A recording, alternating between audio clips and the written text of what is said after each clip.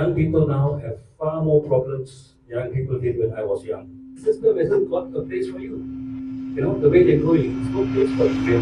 You talked about free education. That's one of our campaigns in BSM.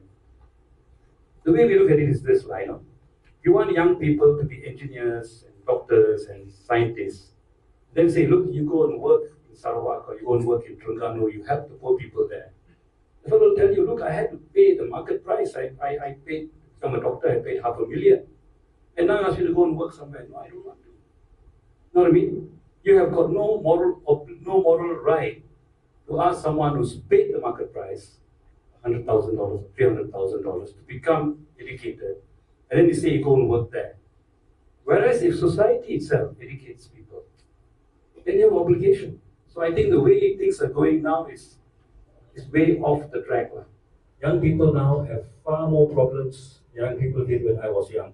You know, in those days, only a few of us were graduates, so we had jobs, easy. We could choose our jobs, and things are much more difficult now. And it doesn't have to be so difficult, because if there was that 56% that goes to the top 10%, if part of that, even if you bring it down to 46%, 10% goes into government, right? That is 200 million. And if the government can use that, for programs to help, for example, there are so many inner city slums, vertical slums, care workers to work with young people there. There'll be employment. We can absorb people into those kinds of jobs if the government had more money. So it is a problem that can be solved.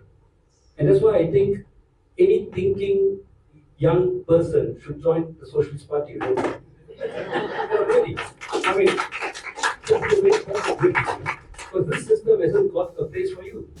The way they're going, there's no place for you.